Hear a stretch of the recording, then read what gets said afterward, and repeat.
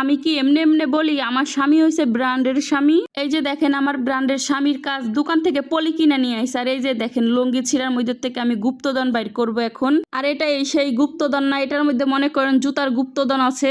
আপনারা কম বেশি সবাই ভিডিও দেখছেন যে আমার জামাই জুতাগুলো চকচক করে ধুইয়া রইদে দিছে, কিন্তু সেই জুতা গুছায় রাখার ভিডিও তো আপনাদেরকে শেয়ার করি নাই। জামাইয়ের কাছে বায়না করছিলাম একটা শু র্যাক কিনে আনার জন্য, যেমন ছোট ছোট র্যাকগুলা কিনে আনার জন্য, কিন্তু জামাই আমারে বুদ্ধি দিছে কি জানেন, কয় তুমি তো জুতা পায়ে দেওয়ার সময় আমার জুতা মুইসা দিবা না, আর পায়ে দিয়ে আসার পরেও তুমি জুতা ধুয়া দিবা না, ধোয়া তো লাগবে আমারই, তাইলে আমি এত কষ্ট করার পারবো না, আমি পলি কিনে আনবো, পলির ভিতরে জুতা রাখবো, ধুলা পড়বে না, আর পায়ে দেওয়ার সময় মুছাও লাগবে না, কিন্তু যখন পায়ে দিয়ে বাসায় আসবো তখন আমার জুতাটা আমি ধুইয়া রেখা দেবো, তুমি খালি এগুলো পলি করে রেখা দিও।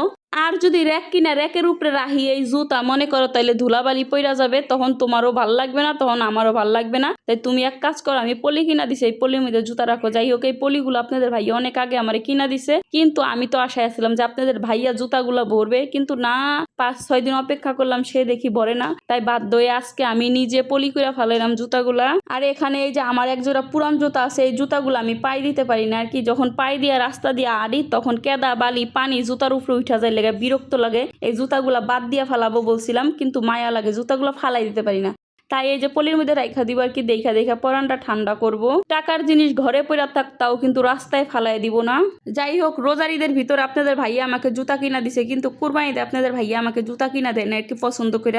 আমি একজোড়া জুতা পছন্দ করছিলাম, ওই জুতাগুলো আনতে চাইছিলাম, তাই আপনাদের ভাইয়া আমাকে টাকাও দিছিল, তা আমি আইলসামি করে আনি নাই যে ঈদের পরের দিন আনবো, কিন্তু ঈদের পরের দিন যাই আর দোকান খোলা পাই নাই, তাই জুতাও আনা হইলো না। পুরা টানা 15 দিন পরে আমি সেই জুতা পাইছি, কিন্তু আমার সাইজ পাই নাই আর কি। আমি যেগুলা পছন্দ করছি ওগুলো আছে, কিন্তু আমার পায়ের সাইজ নাই, কি করা আছে, আর অন্য একজোড়া জুতা পছন্দ করে নিয়ে আইছি। আর এগুলো হয়েছে আমার পুরান জুতা, সেই 3-4 বছর আগের জুতা।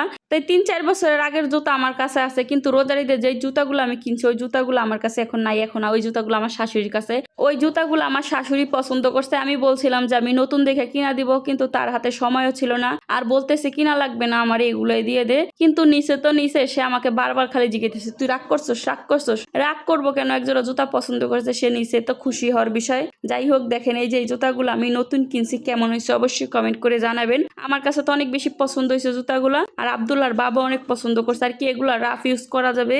ভাবছি আরো একজোড়া জুতা কিনবো। আব্দুল্লাহর বাপে জুতা কেনার জন্য যেই টাকা দিছে তার মনে করেন 3 ভাগের 1 ভাগ দিয়ে জুতাগুলা কিনছি, আরো 2 ভাগ রয়ে গেছে, ওই 2 ভাগ দিয়ে আমি আরো একজোড়া জুতা কিনা ফেলাবো। যাই হোক, এখানে আমি এই যে জুতাগুলা গাঁটটি বুস্তা বাইন্দা ফেলাইলাম, এখান থেকে জুতা বাইর করে আব্দুল্লাহর বাবা পরবে, ধুইয়া পুইসা আবার এই পলির মধ্যে রাইখা দিবে, যতদিন পলি টিকার টিকবে, না টিকলে আবার কিনে আনবে। আমার আর কি, যখন নিজের বাড়িঘর হবে তখন বড় দেখে একটা শু র্যাক কিনবো। এখন তো ঢাকা শহরে ভাড়া থাকে, কিনতে পারবো না, কিচ্ছু করার নেই। আপনারা যা ভাবার ভাবেন, কিচ্ছু করার নেই আমার। যাই হোক, আজকের ভিডিও পর্যন্ত সবাই ভালো থাকবেন।